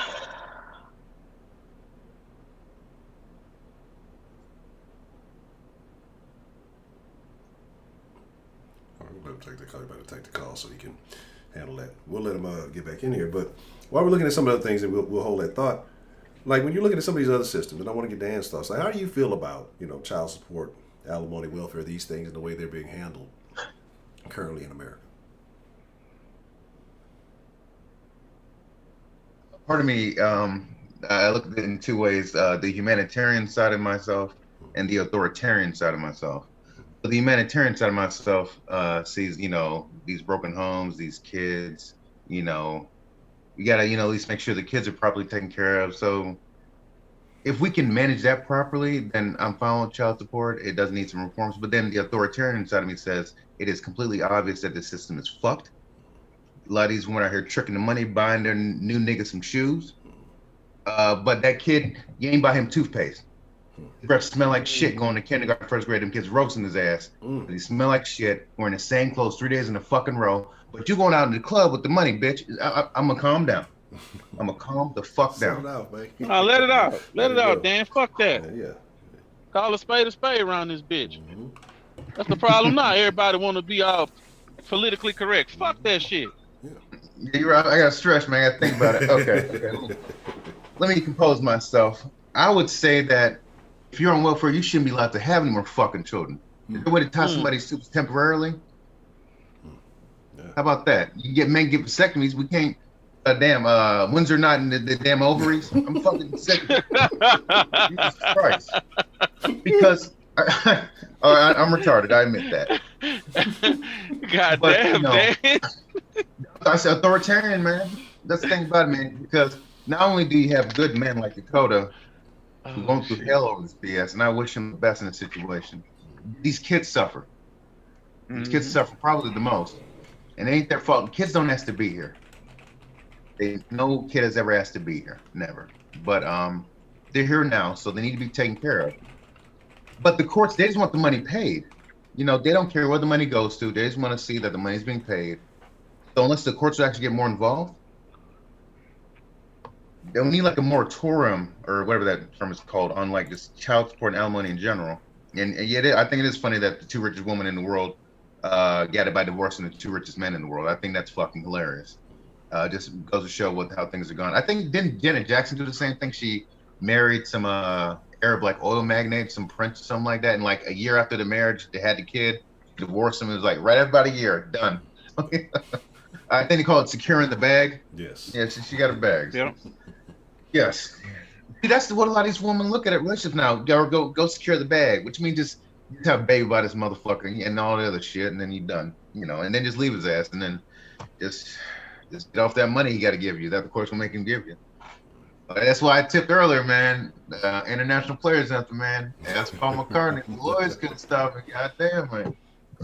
It's sad, man. And I know Honcho and a few other people in Dan have told me like, oh man, Dan, you'll find somebody. I don't want to find anybody. If this is the end result, some of these fucking horror stories, I will stay in this room and beat my dick for the next 10 years. I don't care. I don't give a fuck.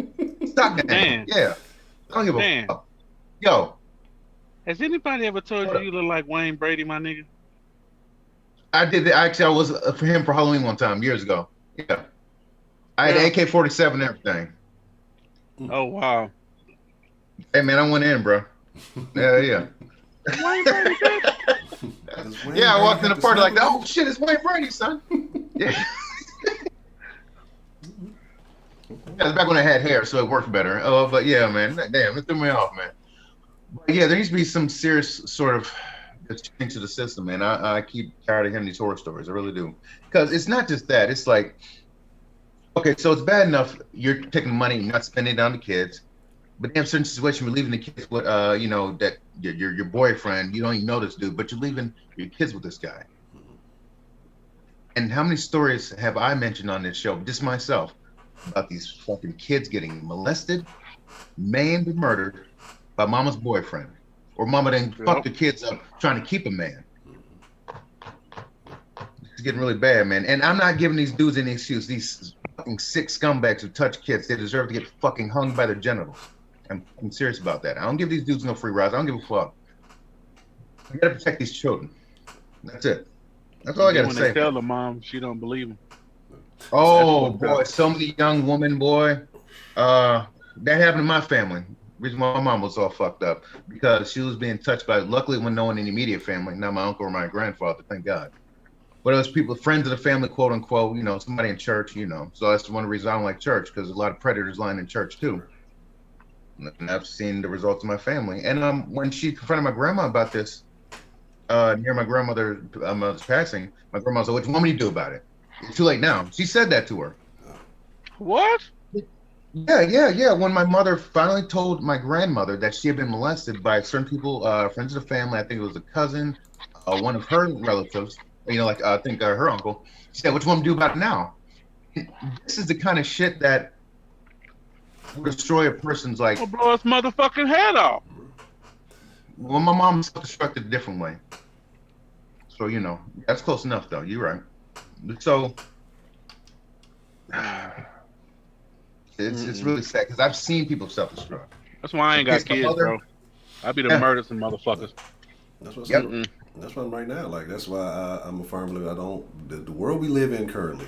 I do not want to bring children in because you know shit happens, and if well, of course, if I clock out, there's nothing I can do about it. I'm clocked out. But I'd hate to leave children in this world. I mean, the messages that they're pushing to the kids, the people that, I mean, you just see it all the time. I mean, there was just a story, I think we were talking about in the Discord the other day, woman in Philly, she talking about, some new dude she dating, she talking about she don't even know him, can't find him. She left her daughter with him, and I guess she had a camera in the room or whatever.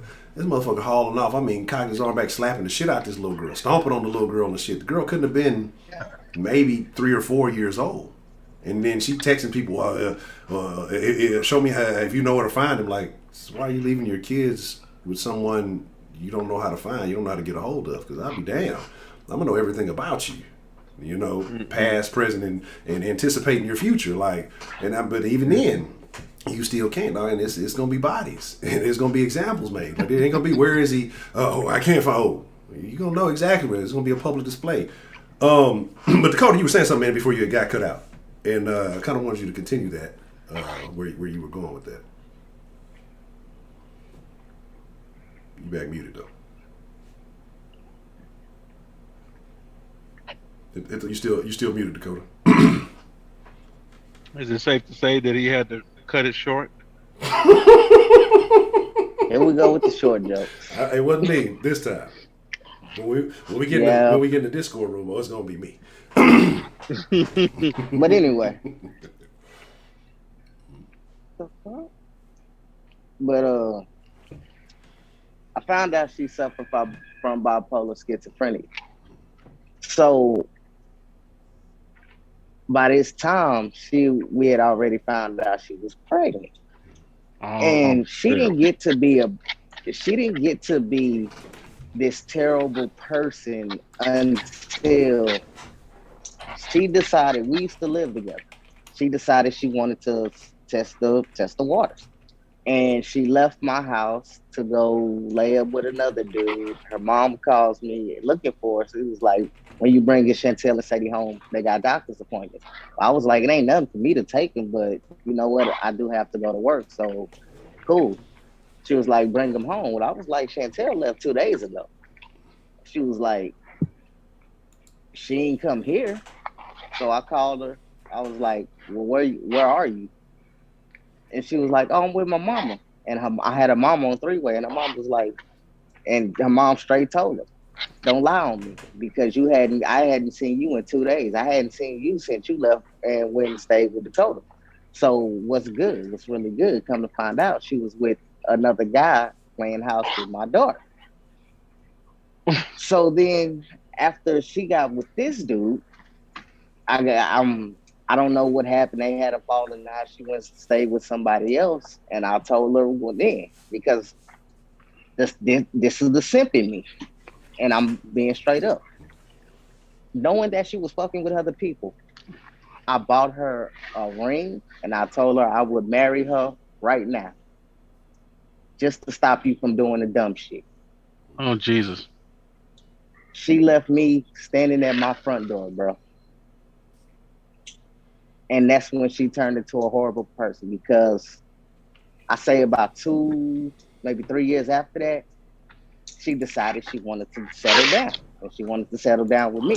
But by this time, I was already in a committed relationship with somebody else. And then, man, that relationship fell apart, and I met my wife. And ever since I've been with my wife, she has neglected my children because she hates the fact that my wife loves those kids like they're her own. So, you know, you got lucky. You might have got fortunate. You know what I'm saying? That commitment didn't, you know, stay intact. Yeah. Because it could have been, you know, those type of situations lead men to do crazier things. You know what I mean? So, you know, maybe it was a blessing in disguise. The reason I asked you I that, look at it now. the reason I asked you that question, bro, because you got a role in this shit too. Oh no, I fully take responsibility. You did not properly vet that girl at all. Not at all. I was too busy running around puppy love, like, oh yeah, I love her, my mama. I should have took the sign with my whole family unanimously hated her. Unanimously. It wasn't a single soul that I introduced her to that said she's the girl you need to stay with her. Not one. That should have been my wake-up call, but it wasn't. Yeah, goddamn, nigga. Love is a motherfucker, bro. It really is, man. So what's the motherfucker? Love. Nah, fuck that. Nah, we ain't doing that. Ain't no goddamn love. Stupidity is a motherfucker. What this nigga did was dumb as hell. We ain't finna blame that shit on love. Fuck that. Like I say, but we all had to have that, because we've all talked about it. We've all had our phase where we had the simping scenarios. I think we were all very and close. Was it smart? Yeah, exactly. No, definitely. No, was it smart? No. It's goddamn dumb. We gonna call it what it is. Yeah. Simping is dumb. Yes, absolutely. We did some sucker ass shit, man. Yeah, we ain't We ain't finna sugarcoat it. We did some sucker shit. Yeah. And we got sucker ass results. That's what happened. Correct. Don't be a goddamn sucker. All of you young niggas out here, especially like Kenneth, don't be no sucker, nigga. Yeah. Learn from my mistakes. We tell little kids all the time. Desolate, what's the motherfucking deal? Good to see you, sir. So you better than me, Dakota. Yeah. Significantly. Oh, you so much better than me. Significantly. I'm telling you, some of the stories you can share with me, sir. Oh man, I probably wouldn't be right here in this screen right now. Y'all might have never heard of me. But, so it is what it is. Live from the motherfucking pen, Straight nigga. up, nigga. Sitting in the Harris County jail, wasting all my precious time. Yeah.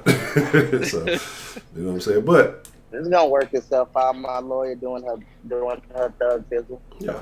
There you go. Let the lawyer handle it.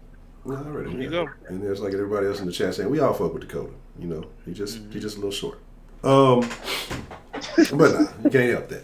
But but seriously, so like, but Dakota, looking at that, so you know, you kind of shared some stories with us, like, and you having that firsthand perspective. If you could change the child support system and structure it in a more sensible way that benefits the good fathers like yourself and other men out there too that are dealing with this, because I'm sure the folks have similar stories or know things like this, and if some have been shared, what would you do? What would be the first thing that you would do? And I know you said drug testing, and I know you said, you know, certain things like that, but do you think if a woman has, you know, is maintaining the kids for a significant, should she see a significant amount? Should there be a percentage where she's cut off? I mean, and should there be a time frame on it? Me personally, I would do what's in the best interest for the child. If it's in that best interest of the child to leave her with the mom, cool. But if it's in the best interest of the child to give them to the parent that's doing the absolute most for the kid, which is, in my situation, the father, and another guy's situation, I know he's the better parent. I would give them to the better parents. Stop just giving them to the mothers because they're the first ones to go file child support. And that's funny because that's their whole slogan. Oh, it's in the best interest of the child. And it's really not, because that individual I'm talking about has an active CPS case, but 7 prior to that. You said So 7? how many times how many times the CPS got to be called on this person to realize that's an unfit parent? This is trash, bro. Here's a question, Dakota. Has CPS ever taken a child? Once, when my daughter was a year old, they placed her in my custody. That's why. Because I know, because my mom works there. They got to find enough grounds. If they have enough evidence to find grounds to take that child away, that's significant. But most of the time, you don't never find the evidence, even though it may be true. But they'd have to be able to prove it, and it has to be pretty fucking obvious for them to be able to take the child away. So that's why it's going to continue on.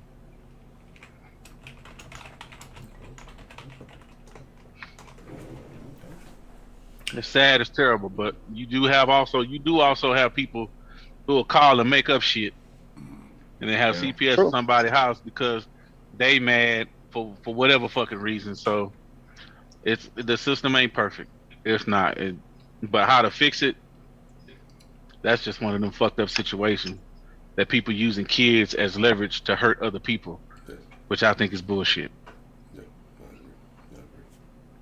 Fucked I'll up. be honest about that. That's what my parents were doing with each other when they got divorced, essentially, using us as leverage and shit. Which is just, they apologized for that shit years later before my mom passed away. But I mean, I don't think that really did me well, because I was kept away from my father a lot, which I feel like there was more masculinity I need to achieve, and if I had my father more in my teenage years, that helped out a lot.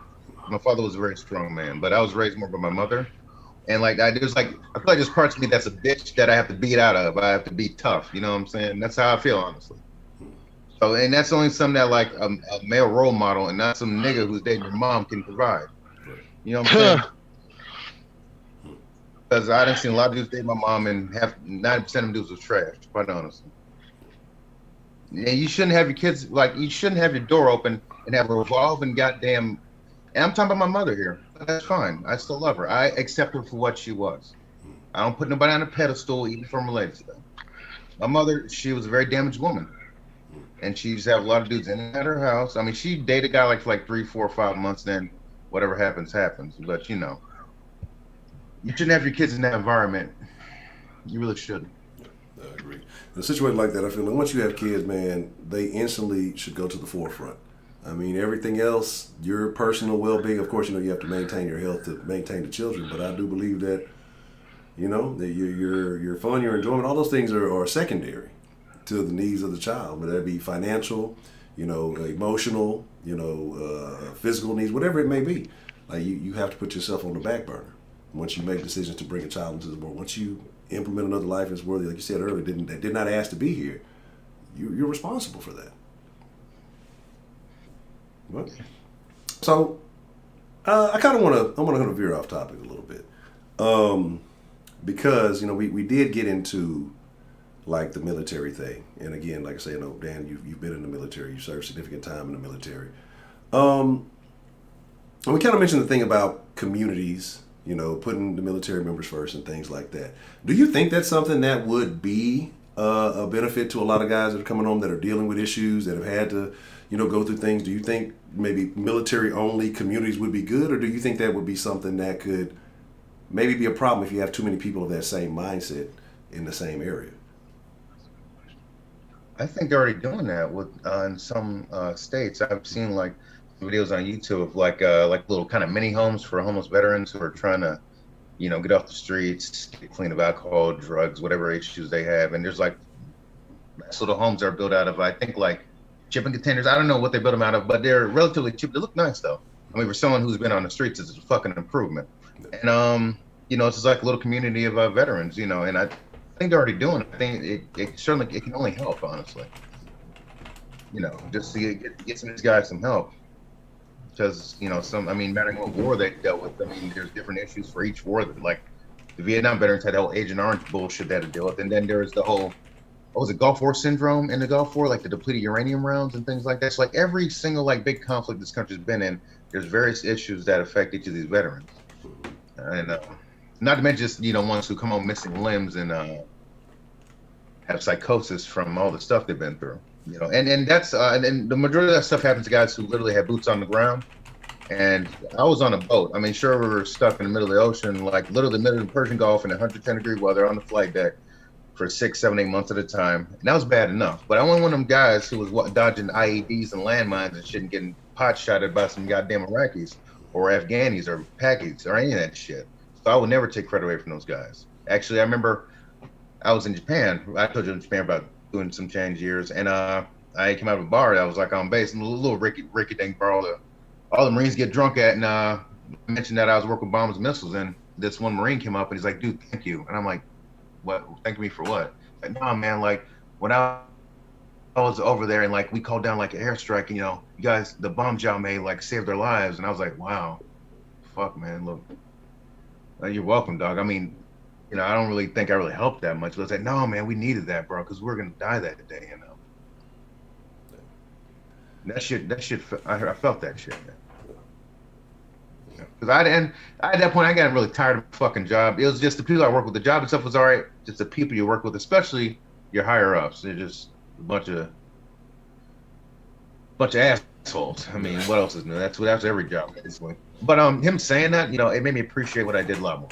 So I needed to hear that. Oh yeah, so. Yeah, and like I said, man, a lot of us, like the civilian, we have no idea.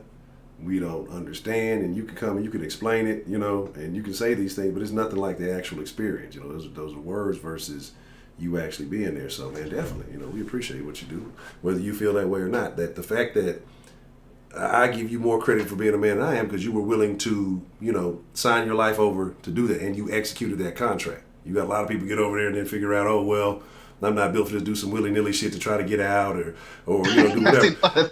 Man, cause I've known some people who did. I'm going to the I forgot what it was. The chick I knew was the Navy. She started getting over there acting like she was crazy to get discharged. It's just like little shit. So it's like that means something. Say whether you feel that way or not. To a person like me, I think that does mean something. Okay. Thank you. And so you said there are certain places though that are trying to implement these type of situations. I'm definitely look more into that. The military communities.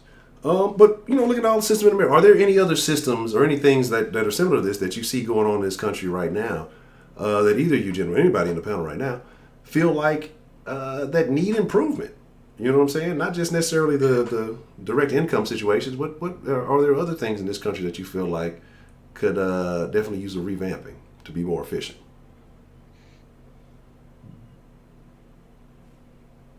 I think there's so much. I'm trying to get the school system for starters. Yes. Oh. Yeah, these kids, man, especially these public schools. See, it's just like, so there's some schools where like teachers are inadequate, and there's some schools the issues vary. Like there's this documentary out, so I mentioned this before. It's called Last Chance High. It was on the Vice YouTube channel, and these are some of the most badass kids I've ever seen in my life. And it was Chicago. Shout out to Rashida of Chirac. And I ain't dissing. Shout out. How hope she sees us. How you doing, Rashida? I love you. Rashida. And but yo, these kids, bro. At least I swear, at least one of them kids got a body on them. I swear to God, these kids are. There's like grown ass men, and these little 12-year-olds are telling them to shut the fuck up, old nigga, you ain't gonna do shit. They wild, bro. That shit is sad, bro. There's one kid who had a stutter because he saw his mother get murdered in front of him by some drive-by shooting shit, and he has this permanent stutter. Well, hopefully it's not permanent. And it's just the damage that these fucked up communities do to these children. Then when they get to school, they're around a bunch of other damaged children. They just ricochet their damage on each other, and other people get in the way. It's sad. So I mean, it's like the alternative to the alternative school. That Last Chance High is really crazy. So I mean, I don't know how do you fix that? Yeah, we first have to fix the family unit, which then in turn fixes the community, and then maybe some of the schools get better. But it's going to take generations. It was a generational problem how it started, and it's going to take generations to fix it. In my humble opinion, it ain't going to be like that. Hell no, no ain't no. No, you got to fix the family first, and in order to fix the family, you got to have a family. The concept of family has went to shit. Yeah. Family is not what it used to be no more. And some people's concept of family is fucked up. Your family be the first one to fuck over you, or take advantage of you, misuse you, mistreat you, talk about you like a goddamn dog. Like, what the fuck wrong with you people? Jesus Christ, y'all motherfuckers. The church can't even fix them. I mean, what the fuck are you supposed to do? And Damn. Another system that needs to be revamped is law enforcement. Like, stop hiring people that clearly have hate in their heart. The way you fix that is you increase the funding. Like, don't defund the police. That is the dumbest shit I've ever heard. If you want people to be properly vetted and properly, you know, they have to go through some type of extensive mental testing. You just can't hire the first bum off the street, because half these cops were bullied in school. The other half was raised by fucked up individuals, and they get a little power with that badge and that gun, and they go overboard. So with that being said, it's like we need more funding for the police, and this ties into, you know, the schooling to increase, you know, better learning. You have to increase teachers' salaries. There's no reason a teacher should be out here making less than $35,000 a year. There's no reason a police officer should be out here making less than $45,000 a year. That's fucking asinine. When you got motherfuckers out here working at a store manager at fucking Circle K makes $60K. No, wait a minute. I agree with you on the police side, but on the teacher side, nah, you're wrong on that one, bro. The difference between them and the difference between the teachers and the Circle K manager work the whole year. Teachers don't. So you don't feel like teachers should be compensated to retain them over that period in which they are off for the summer? No, you're not working. You're not producing anything. You don't get paid if you don't show up to work. Honcho, do you get views if your ass don't hop online and do it? No. Absolutely not. Get your ass up and go to work. So I don't get no views. Again, I do get online. This the bullshit. No. I got nothing but respect for teachers, because it's a hard job. And I might be able to do it, but I don't know. It'd have to be a certain level of fucking, or age range or something that I can handle. I couldn't handle no little bitty kids. No, it'd have to be like some teenagers or something. I tell them motherfuckers to go fuck yourself, nigga. You ain't gonna never turn out to be shit. You don't pass my goddamn class, nigga. Fuck, you gonna come in here telling me what the fuck I know, nigga. Fuck you. Get your ass out. Tell your mom I'll be by that next Thursday. And put some extra fucking mustard in a potato salad, goddamn. Yeah. You're gonna be raising that potato salad, nigga. You know you're gonna be teaching one of them nice school dishes. You ain't finna take it to the hood. Fuck that. I would not be a teacher. That had you, and it's crazy because, you know, where it's needed most, it's like you can't do it. You know, it's where it's needed most in these urban environments, where the teachers probably should get more pay. But I kind of agree with you on the you're not working during the thing. And teachers nowadays barely even create their own curriculums. It's almost state sanctioned shit. You know, they just giving them a fucking packet, teach this shit. I know you guys remember that video from Dallas a while back, the white kid, and he was going off on that teacher. He's like, man, I'm here to learn, and you know, and it's true. And that guy actually had experience because he had dropped out. The other day. Yeah, because he dropped out and came back to school. He realized what happened when he dropped out and how important that education was. And he came in, he was trying to learn. And that bitch didn't give a fuck. Didn't give a fuck at all. Like, she barely even acknowledged it. Just get out of my room. But he was spitting facts, you know what I'm saying? Like, if a kid is that passionate to want to learn, you gotta be teaching. They don't make teachers like that anymore. Like I say, now you got a lot of people who become teachers who they got a degree. They're not necessarily in the field they want to be in. They can get a teaching certificate in attached to that, and then, you know, they're teaching the kids, and then they're half-ass teaching them. They're just, like I say, handing them out papers or teaching them how to take it. Well, here in Texas, we got the STAR test or whatever standardized test that the kids have to take, and that's it. I agree on the school system need to be revamped. Like, I think it should be an opportunity for every kid who can level up, should be able to level up as fast as they possibly can. You shouldn't force kids to have to be on levels where they don't belong, because that's where you get a lot of them disinterested quickly, and they start venturing and veering into other shit. When you get into school and you either feel like it's too easy, there's no challenge, or whatever it may be, I think there should be a set protocol of basics that have to be learned. And then once a kid accomplishes those basics, there should be trades offered. So that way, every time a kid gets out of school, if you don't go to college, fine, you can go into a field and start making money. If you are built for college and you want to do something a little bit extra where you're going to need a degree, then cool. Or if you want to wait a little bit, you don't want to get a student loan, you can go work in that field, save your money, or whatever. You have options. You're not releasing kids into the street with no direction, no idea what the fuck to do with themselves, and then, telling them whatever, depending on what community you're coming from, you sit filling their heads with all kind of lies and misdirection and shit, and then they get caught off, fucking off and doing all this other shit. Or they go to college and they incur all this fucking debt and spend the rest of their fucking lives trying to pay the shit off because the jobs that they do get ain't worth the fuck because you went and got a degree in fucking gender studies or fucking underwater basket weaving or some bullshit. You know what I'm saying? Science. Yeah, like shit that you can't fucking use the shit. Like, and so liberal arts. Oh my goodness. That one. Yeah. Gender studies. Yeah. Associates. Oh, Jesus.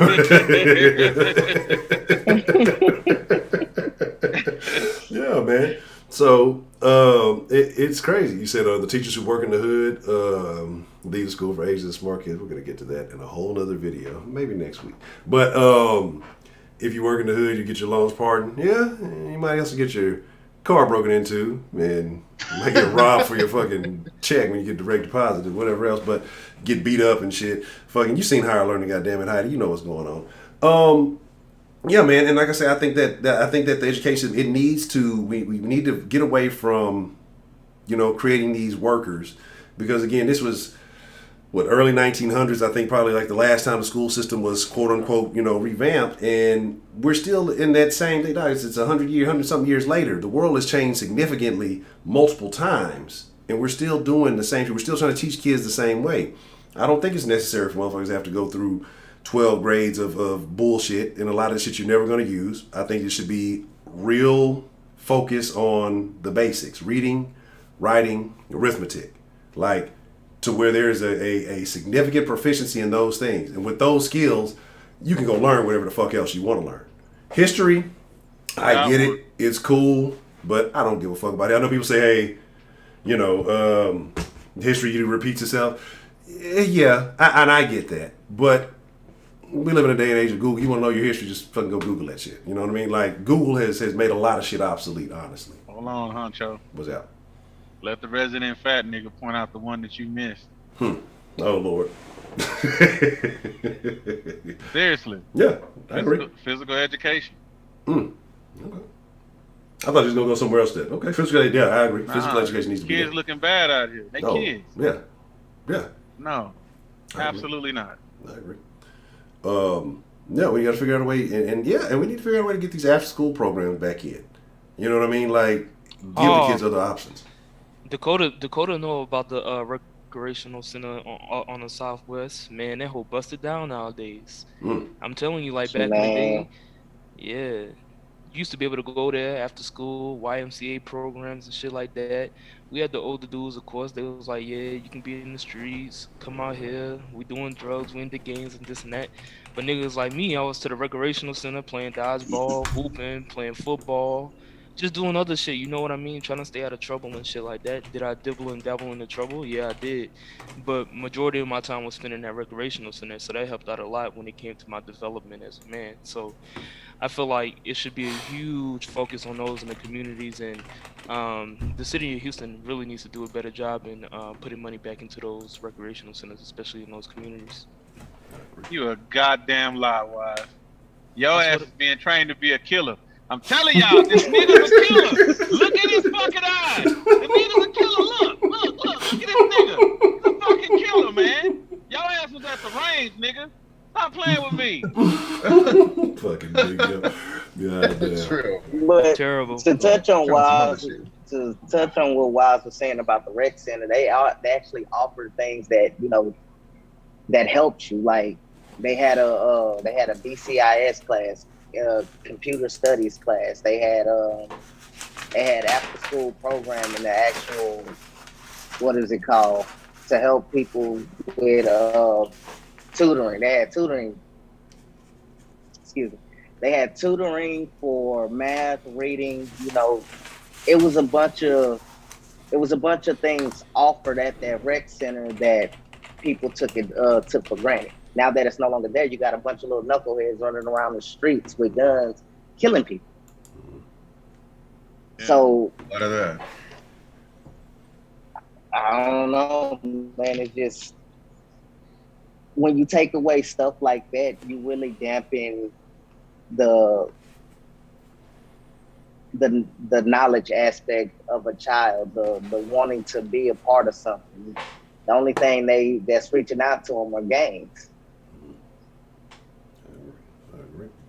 So What happened to home ec and wood shop? that's what I was just about to get. That's what I thought you was going. I thought you were gonna say home ec earlier. They still had it when I was in high school. I took it. They did when I was there too. That shit don't exist no more. I had to make For a real? motherfucking apron. Mm. I was a man, made a goddamn apron. But I made that hoe. I learned how to thread a sewing machine and all that Exactly. shit. I couldn't do it now, Mm-hmm. but I knew how to do it then. That's how I learned how to sew on the button. Yeah. I still remember how to do that. Like, what I found out the other day was one of my little cousins. This motherfucker know how to build the whole website, but can't swing on the goddamn swing. What the fuck are we doing? What are they doing? Well, that's what it is, though. But all those that shit is gonna lead, like I say, ultimately more sickness, more, you know, disease. Because I don't honestly feel like we're supposed to be indoors as much as we are as human beings. You know, we've gotten more sophisticated and more complicated, but we've gotten away from the outdoors, the sun, where you got the natural vitamins, you get these things. I'm not going to go all hippie on us, but there's a reason that these things exist. You know, we're all the kids are indoors playing video games all day, and there's nothing wrong with like saying, what's happening? Come on, Honcho. What's happening? You know, goddamn well, you done got enough sun for all of us. Nigga. I already, Stop playing with me. you know what? Stop playing with me. You know what? I'm tired of this. What is mute button? What is mute button there, goddamn? You know what? You know, that's what I'm saying. This is why we can't get nowhere as a people, because the niggas like this nigga right here. That's why we can't get nowhere as goddamn people. You know, the colorism is running rampant now. But yeah, shit, I enjoy being dark. Goddamn, I tell you, I try to get as dark as I can every goddamn day, nigga. I embrace the melanin. Ain't nothing wrong with that shit. But this is what we about to do though, because it is about that time, right? It is about that time, and we are doing something special tonight. Like I said, we are going to be sliding in the Discord meet and greet room.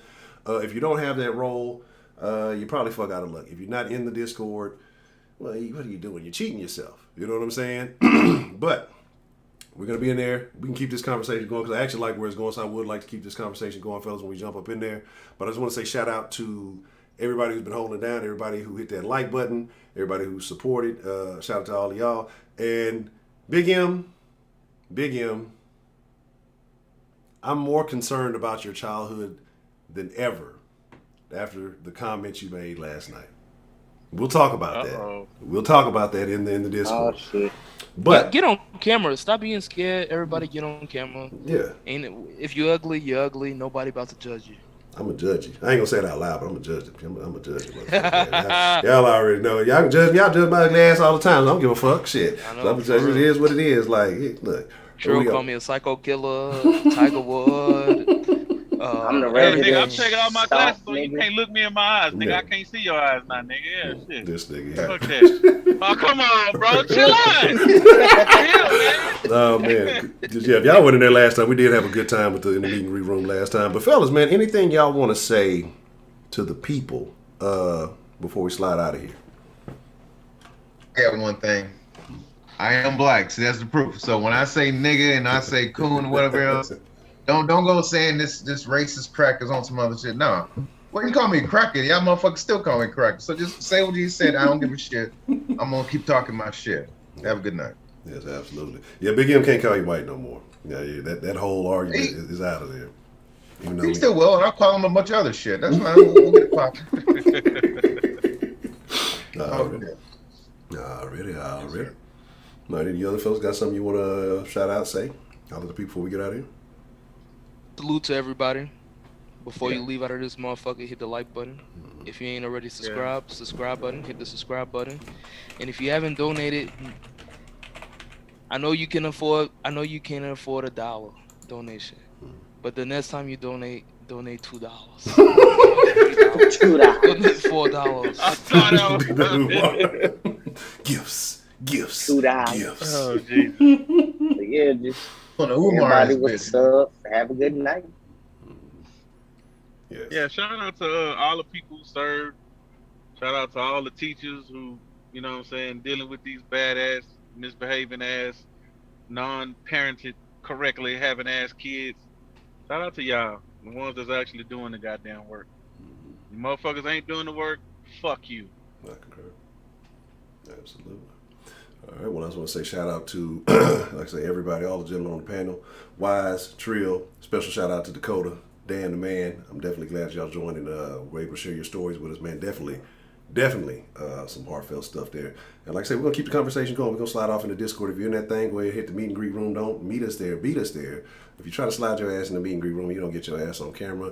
You got about 1 minute to get your ass on that cam, or you about to get booted and muted. You know what I'm saying? So it is what it is. Don't be mad at me, because you know the rules. Ain't nobody getting no more special treatment in the goddamn Discord.